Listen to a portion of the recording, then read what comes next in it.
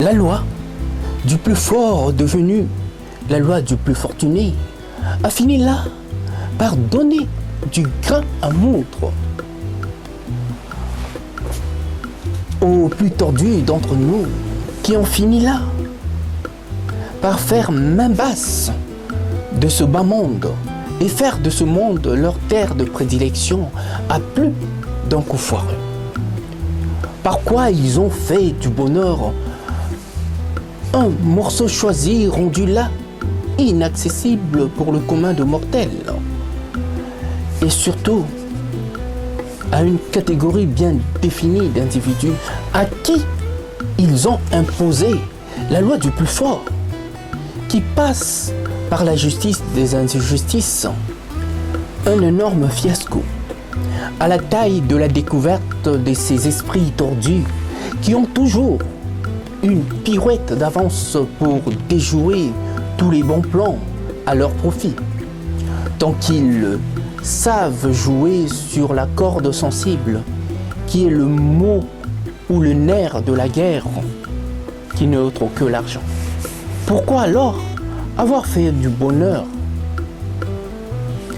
presque un axe inaccessible par un jeu de pistes aussi chaotique que truffé de tant de mesures qui sont là des preuves de mauvaise foi? Que la loi du plus fort devienne la loi du plus fortuné. On comprend mieux dans quelle galère on nous a embarqués, bien malgré nous. Voilà, quand la loi devient un tour de passe, par quoi les petits vénards, vilains petits canards, font main basse au bien de ton oui, sans doute par une overdose de pouvoir qui font d'eux des boulimiques de tout genre qui ne pourraient se passer de tout ce qui est beau, quitte à s'en accaparer. Oui, la force qui fait loi en République démocratique du Congo est du côté des prédateurs que du peuple. Nous avons ici un bel exemple avec la fondation Olangiwosho, tel un prédateur qui, de locataire au numéro 20 de la 17e rue de Limété, chez nous, voudrait se faire passer pour le propriétaire de ce lieu en comptant sur ses soutiens des hauts dignitaires de ce régime, généraux, ministres et que sais-je encore. Nous ne sommes qu'un cas parmi tant d'autres. Et nous ne tenons pas à ce que le virus se répande aussi facilement comme une véritable traînée de poudre. Nous voilà dans un état dit de droit, dans sa plus mauvaise lecture de la loi. Je n'accuse point, mais je fais simplement un état de lieu, un constat qui saute mais aux yeux du commun des mortels. À croire que la loi ne connaît que la voix qui lui est insufflée. On a beau dire et se défendre de tout, le constat est bien là. Nous faisons partie de ces victimes qui recusent le droit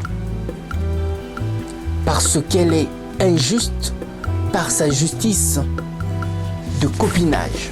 Le peuple congolais n'a jamais été aussi pauvre depuis que ces pasteurs et ces politiciens ont fait là front commun. Des véritables bonimenteurs dans l'union sacrée. La loi est devenue hors la loi dans un état dit de droit qui nous fait plus penser à un Far West américain. De ces westerns à l'âge d'or des grandes productions hollywoodiennes La loi qui devrait sécuriser, rassurer les citoyens gagne plutôt en insécurité par l'usage qu'en font ces monarques sans suite des lendemains meilleurs.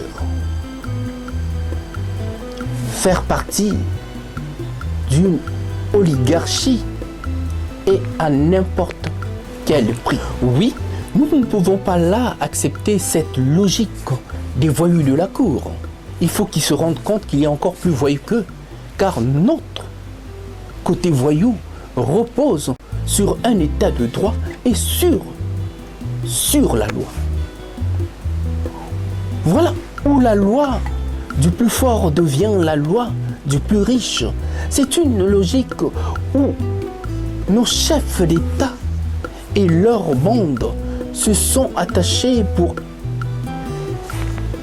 s'être si bien illustrés. Voilà des décennies. Si cela renforce le pouvoir par la corruption qu'elle engendre, mais surtout ne jamais oublier que le peuple a une conscience une fois dépassé ce stade de la peur. Quand la loi ne se fait plus entendre au point de se faire dicter, c'est la démocratie qui en pâtit et voire qui accuse le coup. La démocratie coule autant dans mes veines que le sang. Ce qui revient simplement à dire que les autorités de la République démocratique du Congo ne devraient plus jouer à la sourdine et faire fi de ce grondement du peuple congolais. Chez les Olanguosho, jouer la carte du pourrissement aux multiples implications en espérant là avoir gain de cause, alors que tout le monde a les yeux rivés vers nous dans ce bras de fer qui se joue sur la place publique après plus d'une agression, d'arrestation par l'enlèvement, sans compter les tortures qui en ont suivi. À la prison de Makala, cela n'a fait que entamer là notre détermination. Le droit doit à tout prix se faire entendre, qu'on le veuille ou non. La force n'a jamais fait loi dans un état de droit. Tôt ou tard, le droit finira par triompher. Notre détermination, ou bien au contraire, a refermé notre volonté d'aller au bout coûte que coûte, puisque la vérité est sue de tous. Et cette maltraitance par l'intimidation est tout un aveu et un aveu de chèque. Si l'homme est dupe, la raison ne l'est point, mais point du tout. Alors, j'en viens en ajouter que ceux qui encouragent ce genre de pratique qui se répand en République démocratique du Congo et plus particulièrement à Kinshasa, prennent là les mesures qui s'imposent. On n'a pas à s'emparer du bien d'autrui, quelles que soient les circonstances et surtout, quelles que soient les raisons qui voudraient que tout ce qui est beau appartienne au plus fort. À bon entendeur, salut.